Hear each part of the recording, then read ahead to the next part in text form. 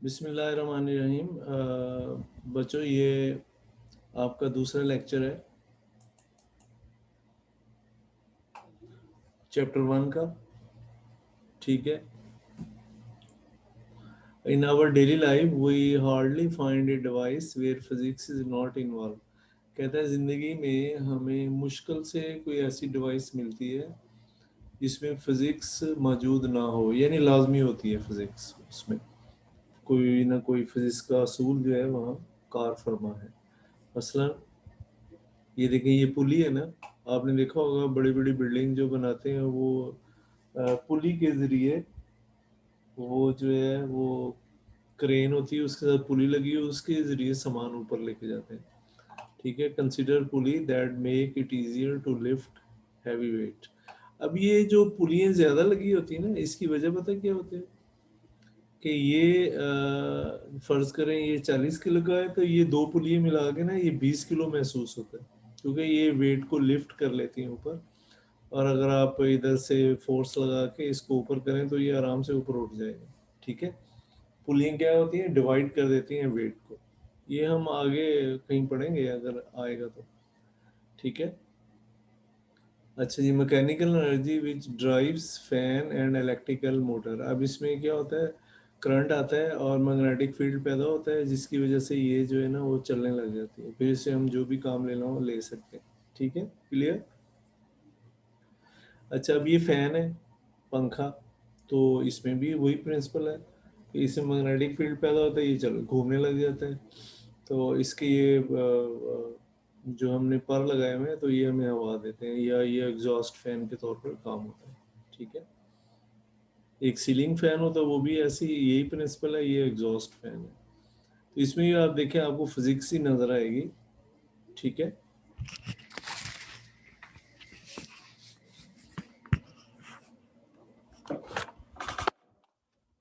अच्छा जी, आगे air condition है। आप देखें एयर कंडीशन में क्या होता है, ये ठंडी हवा कमरे में लेके आता है, ये बाहर गर्म हवा फेंकता है।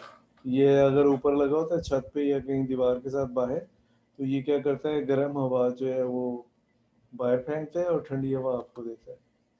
रेफ्रिजरेटर भी यही करता है, ठंडी हवा अंदर लेके जाता है, गर्म हवा बाहर की तरफ फेंकता है। ठीक है। ये भी फिजिक्स के असूल आप पढ़ेंगे एफएससी में जाके इसके बारे में। ठीक है। तो आपको पता चल जाएगा कि ये भी फिजिक्स के असूल पे चल रहा है। अच्छा, वैक्यूम क्लीनर, ये आपको पता है ये हवा को सक करता है, खींचता है, उसके साथ जो डस्ट पार्टिकल ये वो भी साथ जाते हैं। ठीक है। ये फिजिक्स के असूल पे चल रहा है। ये जो वॉशिंग मशीन, ये भी फिजिक्स के असूल पे चल रही होती है। ठीक है। माइक्रोवेव ओवन है, ये भी क्या होता है, ये भी फिजिक्स के असूल पे चल रहा होता है। इसमें क्या है कि बाद में हम पढ़ेंगे, वैसे मैं थोड़ा सा बता देता हूँ। इसमें वेव पैदा होती हैं जिनकी फ्रीक्वेंसी जो है पानी और चर्बी की फ्रीक्वेंसी के बराबर है, वाइब्रेशन की। तो वो दोनों मैच कर जाती हैं तो वो हीट अप होना शुरू हो जाते हैं। कोई चीज़ इसमें हम रखते हैं, ठीक है, तो वो हीट अप होना शुरू हो जाती है। क्लियर। Thank you. आगे चलते हैं, ये भी फिजिक्स के असूल पे आगे हम पढ़ेंगे इसके बारे में। अच्छा जी, रेडियो तो आपको पता ही है, ये बड़ी पुरानी इजाद है अब। तो इस पे जो है वो हम आसानी से कोई भी स्टेशन हमने ट्यून करना हो तो वो ट्यून करके हम सुन सकते हैं। अच्छा, टीवी, तो टीवी जो है ये आपको पता है कि हम मुख्तलिफ इस पे फ़र्ज़ करें मैंने जो वीडियो वो अपलोड कर दूंगा, वो आप इस पे आराम से देख सकते हैं। कोई और लेक्चर भी आप इस पे देख सकते हैं। ज़रूरी है आप ड्रामे देखें या मूवीज़ देखें, अपने आप को इधर लेके आए आप। ठीक है, बात समझ आई। वैसे हाँ, ज़ाहिर है हम थोड़ा बहुत कोई इंटरटेनमेंट भी करते हैं, कोई ड्रामा देखते हैं ये वो, लेकिन जनरली ये है कि आप अपना नॉलेज बढ़ाएं। तो उसमें बहुत सारी वो हज़ारों वीडियो हैं जो आपके इल्म को बढ़ा सकती हैं। यूट्यूब पे आपको पता ही है, आप मुझसे ज़्यादा अब आप जानते हैं कंप्यूटर। सही बात है। अच्छा जी, इसके बाद एक कंप्यूटर आ गया, ये तो आप नहीं बनाया था। मोबाइल और कंप्यूटर तो बच्चों ने ईजाद किया। ज़ाहिरा इसमें आप इन्वॉल्व हैं, आपको पता है इसके बारे में ज़्यादातर, लेकिन ये सारा इसमें जो होता है ना फिजिक्स के उसूलों पर ही ये चल रहा होता है। अच्छा जी, मोबाइल फ़ोन, ये भी ज़ाहिर है बच्चे इस्तेमाल करते हैं, हमसे ज़्यादा जानते हैं, और ये भी फिजिक्स के उसूलों पे ही सारा बना हुआ है। ठीक है, और जो इसमें कम्युनिकेशन होती है यानी बातचीत होती है वो भी फिजिक्स के प्रिंसिपल पे ही होती है।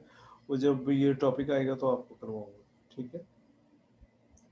अच्छा जी, इसके बाद है नेक्स्ट टॉपिक, फिजिकल क्वांटिटीज क्या होती है, कि भी मिकदारें क्या होती हैं। ठीक है।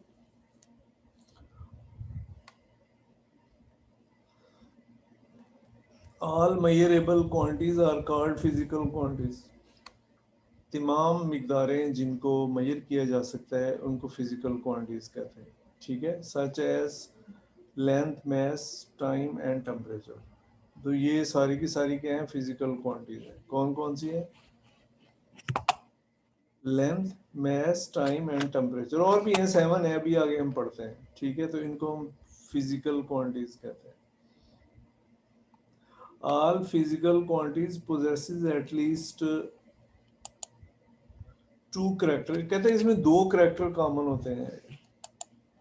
जैसे एक तो उसकी वैल्यू होती है, जैसे हम कहेंगे 10 किलोग्राम।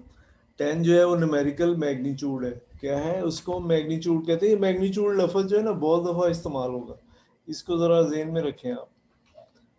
मैग्नीट्यूड का मतलब था मिकदार कितनी है, कोई चीज़ कितनी मिकदार है। मसलन 10 किलोग्राम, किलोग्राम जो है यूनिट हो गए। 10 किलोग्राम, कहीं भी आप जाते हैं ना किसी शॉप पे कोई चीज़ लेनी है, तो कोई ऐसी जो मैयर करने वाली है तो आप उसे कहते हैं 10 किलोग्राम दे दें, 1 किलोग्राम दे दें। तो 1 या 10 जो है ये न्यूमेरिकल मैग्नीट्यूड है, और यूनिट क्या है, किलोग्राम। मीटर भी हो सकते हैं, मैं 1 किलोमीटर का फासला तय करके आया। कितना, 1 किलोमीटर, तो एक जो है वो तो यूनिट न्यूमेरिकल मैग्नीट्यूड हो गया, और किलोमीटर जो है वो क्या हो गया, इसके यूनिट हो गया। ठीक है, क्लियर? क्लियर, मेरा ख्याल है आप समझ गए होंगे। आगे एक और एग्जांपल आ रही, for example if the length of student is 104 centimetre. अब 104 तो न्यूमेरिकल वैल्यू होगी, सेंटीमीटर जो है वो यूनिट होगा। यानी दो चीज़ें लाजमी चाहिए कोई चीज़ मेजर करने के लिए। एक उसका वैल्यू चाहिए, दूसरा क्या चाहिए, उसके यूनिट चाहिए। क्या चाहिए, यूनिट चाहिए। मसलन अब अगर हम कह दें कि 104, क्या 104, तो वो 7 यूनिट लाजमी हम इस्तेमाल करेंगे। मीटर, किलोमीटर, सेंटीमीटर, जो भी होगा वो हम इस्तेमाल करेंगे। और 104 तो न्यूमेरिकल वैल्यू है, और सेंटीमीटर क्या है, is a unit of measurements. ये क्या है, यूनिट ऑफ मेजरमेंट्स। क्लियर? उम्मीद है आपको समझ आ गया होगा। अच्छा जी, आगे चलते हैं।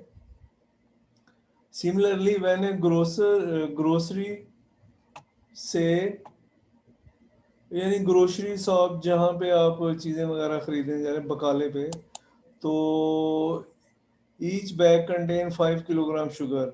वो हमें बताता है कि हमने चीनी लेनी, तो कह रहे हैं 5 किलोग्राम का है। अब 5 तो नहीं कहेगा ना, या किलोग्राम कहेगा, तो हमें समझ नहीं आएगी यार ये क्या कह रहा है, 5 क्या है, किलो ग्राम है, ग्राम है, क्या है। तो वो फिर पूरे यूनिट भी साथ लगाएगा, 5 किलोग्राम। ठीक है। Is its numerical value as well as the unit of measurements. क्या है ये, एक न्यूमेरिकल वैल्यू है 5, और दूसरा क्या है, यूनिट ऑफ मेजरमेंट्स है। It would be meaningless to say 5 are kilogram only. मतलब ये कोई हमें पता नहीं चलता कि 5 क्या है, या किलोग्राम अकेला बोल दे तो फिर भी हमें पता नहीं चलेगा। यानी दोनों चीज़ों की ज़रूरत पड़ती है, एक न्यूमेरिकल वैल्यू, और दूसरा जो है मैग्नीट्यूड यानी, और दूसरा जो है इसकी यूनिट। तो फिर हम जो है वो सही तरह इसको प्रेस्क्राइब कर सकते हैं। ठीक है बच्चों, आगे चलते हैं। अच्छा जी, physical quantities are divided into base quantities and drive quantities. ये दो चीज़ों में हम इसको वो मतलब तब्दील कर सकते हैं। फिजिकल क्वांटिटीज को दो चीज़ों में हम डिवाइड करते हैं, एक बेस मिकदार है, बेस क्वांटिटीज, और दूसरी क्या है, ड्राइव क्वांटिटीज। एक क्या है, बेस क्वांटिटीज, और दूसरी क्या है, ड्राइव क्वांटिटीज। क्लियर?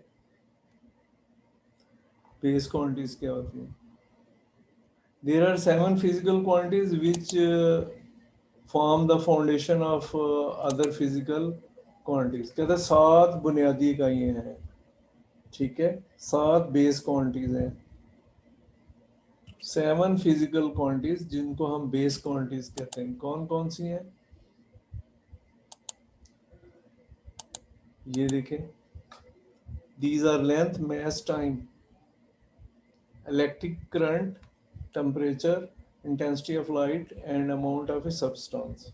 ठीक है, ये 7 हो गई। लेंथ, मैस, टाइम, लंबाई का आपको पता है, मैस का भी पता है, टाइम भी पता है, इलेक्ट्रिक करंट ये भी पता है, टेम्परेचर भी पता है, इंटेंसिटी ऑफ लाइट, इंटेंसिटी का मतलब शिद्दत। आपको पता है कोई बल्ब जो है वो ज़्यादा चलता है, कोई कम चलता है, तो उसको हम इंटेंसिटी ऑफ लाइट कहते हैं। ठीक है, किसकी लाइट ज़्यादा है, हमने खुद बनाए हुए ना, किसकी कम है, तो वो फिर उसको हम कहेंगे इसकी इंटेंसिटी कम है या ज़्यादा है। इंटेंसिटी का मतलब है शिद्दत, the amount of a substance, और किसी चीज़ की amount, amount of a substance. ठीक है, ये मोल में हम लेते हैं, आगे हम बताएंगे आपको। ठीक है, अच्छा जी, base quantities are quantities on the basis of which other quantities are express. Base quantity क्या होती हैं? जिसकी बुनियाद पे अगली इकाइयाँ बनती हैं। ठीक है, क्या होता है? फार्मूले बनते हैं, अगली इकाइयाँ बनती हैं। ठीक है, वो आपको अभी पता चल जाएगा। अच्छा जी, वो जो इकाइयाँ बनती हैं उनको ड्राइव्ड क्वांटिटीज कहते हैं। ठीक है, वो जो बेस क्वांटिटी से नई क्वांटिटीज बनती हैं उनको हम ड्राइव्ड क्वांटिटीज कहते हैं। ड्राइव का मतलब होता है अखज़ करना या बनाना। मसल मैं आपको बताता हूँ।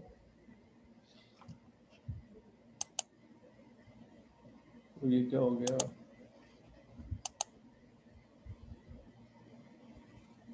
सॉरी यार, ये आ नहीं रहा, कहाँ गया? हाँ ये, अच्छा जी। तो ड्राइव क्वांटिटीज क्या होती है? Quantities which are express in term of base quantity, जिनको हम बेस क्वांटिटी से आगे एक्सप्रेस करते हैं। मसलन आप ये देखें, आपको पता है बेस क्वांटिटीज फासले को एस से और टाइम को टी से ज़ाहिर करते हैं।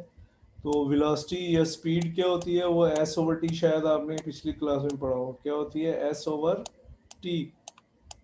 तो अब ये तो दो जो है ये बेस क्वांटिटीज है, और ये वाली जो है ये ड्राइव्ड है, यानी इनको मिला के हमने बनाया है इसको।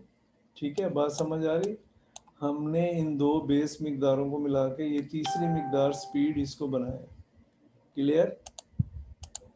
अच्छा, the quantities which are express in term of base quantities are called derived quantities. इनको हम ड्राइव्ड, ड्राइव का मतलब निकालना या अखज़ करना या बनाना।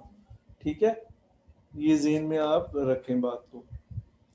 अच्छा जी, इसके बाद है ड्राइव क्वांटिटीज। दोबारा से वो डेफिनेशन फिर लिख दी थी, whose physical which quantities which are express in term of base quantities. Those physical quantities, वो तिबी मिकदारें, which are express in term of base quantities, जिनको हमने बेस मिकदारों की टर्म में एक्सप्रेस किया हुआ है, आर कॉल्ड ड्राइव क्वांटिटीज। इनको हम ड्राइव क्वांटिटीज कहते हैं। क्या कहते हैं? ड्राइव क्वांटिटीज कहते हैं। अच्छा ये दे इंक्लूड, इसमें क्या है? Area, volume, speed. ठीक है, देखें ये वो उसमें आ गया है। मैं दोबारा आपको ये क्या हो रहा है?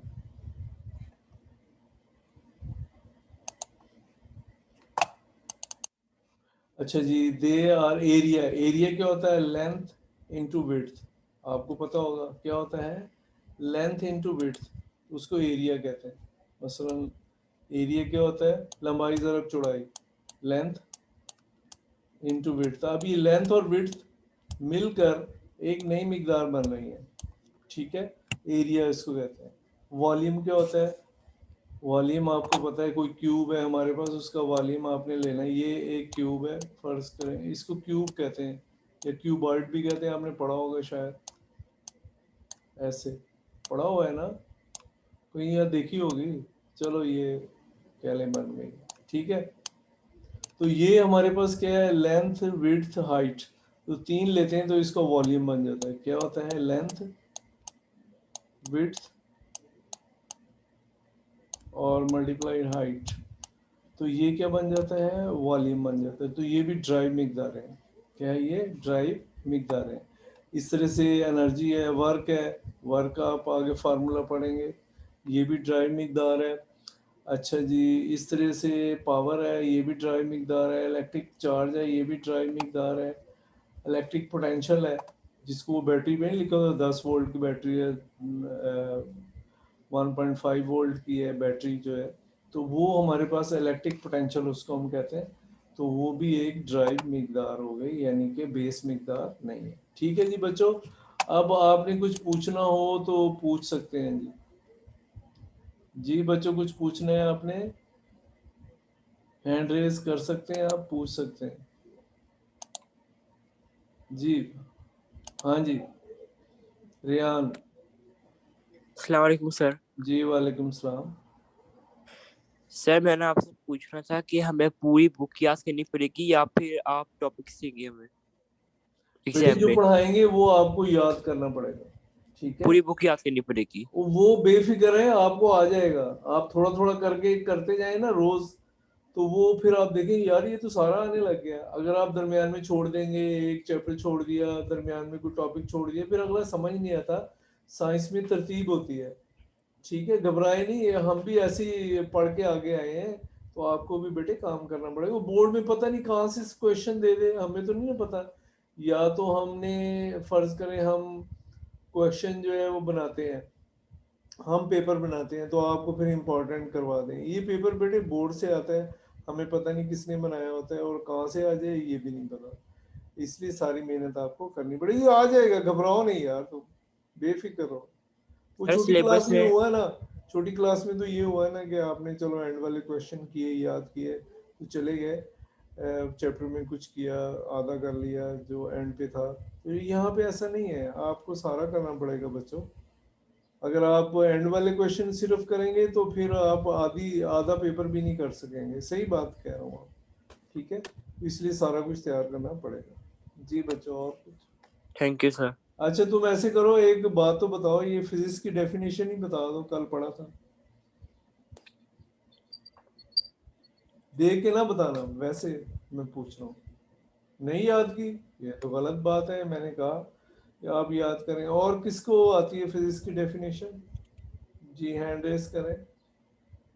भाग्य अभियान, फौरन याद नहीं किया इसने भी, थोड़ा सा है, 2-3 लाइनें हैं, 2-4 डेफिनेशन है, मैं कर लूँ याद। अब फिर आज बढ़ जाएगा काम, कल और बढ़ जाएगा, इस तरह पूरा चैप्टर हो जाएगा। फिर आप लोग बैठे होंगे वो यार ये क्या करें, अब तो बहुत ज़्यादा हो गया, हमारे लिए तो बड़ा मसला होगा।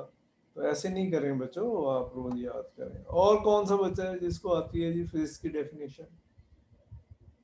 अच्छा जी, ये क्या लिखा, हमार जी बेटे। Sir, the study of matter and energy and their mutual relationship. इसका क्या मतलब है? सर यानी जो स्टडी जो मैटर की होती है और एनर्जी की और उनकी जो रिलेशनशिप होती है उसके बारे में। अच्छा अच्छा, वेरी गुड यार, ये तो बड़ा अच्छा बच्चा है, शाबाश। और कौन सा बच्चा है जो बताना चाहेगा? जी, कोई भी नहीं, अभी मैं खुद पूछता हूँ फिर। मोहम्मद भागे है, ये देखो, अ, क्या नाम है, एक बार देखो, रहीम असगर। जी बेटे आप बताएं।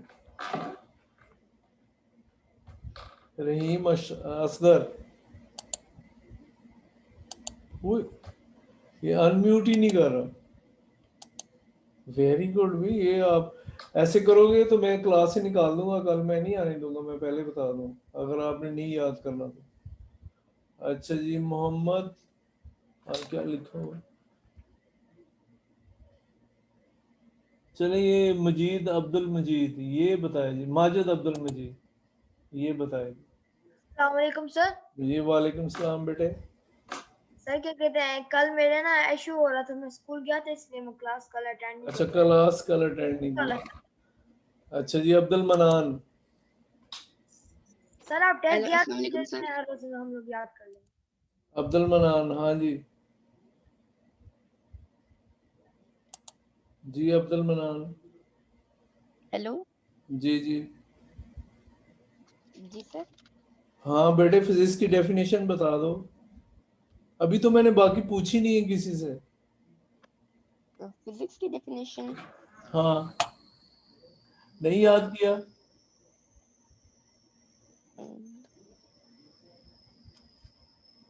ये तो गलत बात है बेटे। अभी आगे भी है। मैकेनिक्स क्या होती है? कोई भी नहीं की होगी। चले बच्चों, याद कर गए हैं, ऐसे नहीं करेंगे, ऐसे आपके लिए नुकसानदेह होगा। ठीक है, थैंक यू वेरी मच।